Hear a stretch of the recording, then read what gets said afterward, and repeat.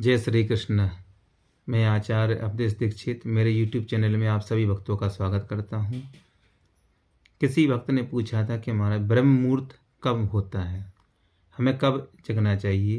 तो हमारे शास्त्रों में जो नियम बताए हैं उसके अनुसार मैं आपको बताता हूँ कि ब्रह्म मुहूर्त होता है सूर्योदय से 4 घड़ी पूर्व, लगभग 1.5 घंटे का। 4 घड़ी जो होता है 1.5 घंटे का, सूर्योदय से, जब सूर्योदय होता है तो उससे 4 घड़ी पूर्व ब्रह्म मुहूर्त में जग जाना चाहिए। इस समय सोना शास्त्र में निषिद्ध है। श्लोक में बताया गया है आचार्य इंदु में कि पृष्ठ संख्या 17 में स्मृति रत्नमाला में भी ये वचन है कि ब्रह्म मुहूर्ते या निद्रा सा पुण्य क्षय कारिणी ताम करोति दुजो मोहात पाद कृच्छ्रेण शुद्ध्यति। इसमें ये बताया है कि ब्रह्म मुहूर्त की जो निद्रा होती है सुबह की, यदि हम सोते रहते हैं तो ये हमारे पुण्य का नाश करने वाली नहीं हो पाती है। यदि हम ब्रह्म मुहूर्त में उठ जाते हैं तो हमें पुण्य की प्राप्ति होती है। यदि हम सोते रहते तो हमारा जो पुण्य होता है उसको नाश करने वाली होती है। इसलिए हमें ब्रह्म मुहूर्त में जग जाना चाहिए। तो ब्रह्म मुहूर्त की निद्रा पुण्य का नाश करने वाली। उस समय जो कोई भी शयन करता है, सोता है, उसे इस पाप से छुटकारा पाने के लिए फिर क्या करना पड़ता है? बोले पाद कृच्छ नामक जो व्रत होता है प्रायश्चित करना चाहिए।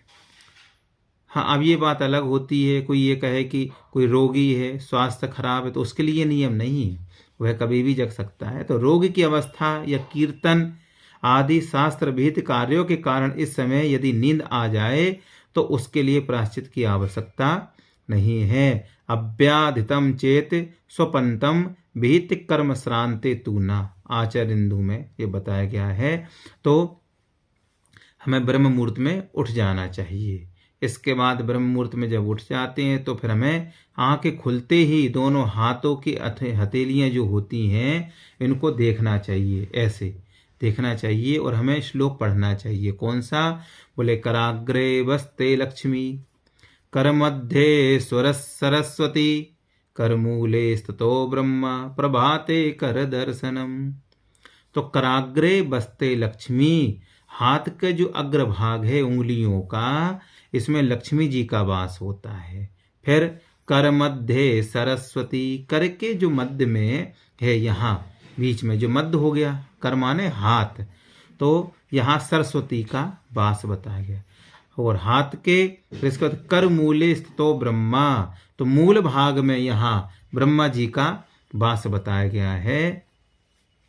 तो प्रातःकाल दोनों हाथों का अवलोकन करना चाहिए, देखना चाहिए। फिर हमें भूमि की वंदना करनी चाहिए। जैसे ही हम अपने बिस्तर से नीचे पैर रखते हैं तो पैर रखने से पहले हमें भूमि की वंदना करनी चाहिए, धरती माता की वंदना करनी चाहिए।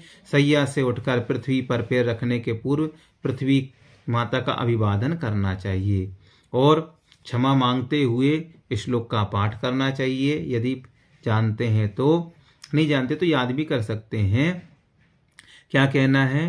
बोले समुद्र वसने देवी पर्वतस्तन मंडिते विष्णु पत्नी नमस्तुभ्यम पाद स्पर्शम क्षमस्व में। समुद्र रूपी वस्त्रों को धारण करने वाली है माता और पर्वत तस्तन मंडिते, पर्वत रूप स्तनों से मंडित विष्णु पत्नी, भगवान विष्णु की पत्नी, नमस्तुभ्यम पाद स्पर्शम क्षमस्व में। भगवान विष्णु की पत्नी पृथ्वी देवी, आप मेरे पाद स्पर्श को क्षमा करें। चरण को जो हम स्पर्श कर रहे हैं उसे आप क्षमा करें।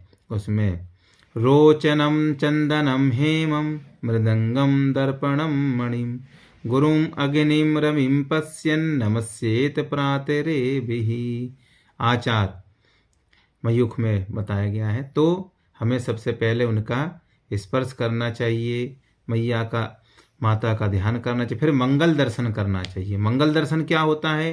बोले इसके बाद जब हम जैसे खड़े हुए तो गोरोचन है, चंदन को देखो, सोने को देखो, अथवा शंख को देखो, मृदंग को देखो, दर्पण को देखो, मणि को देखो, आदि मांगलिक वस्तुओं का दर्शन करना चाहिए।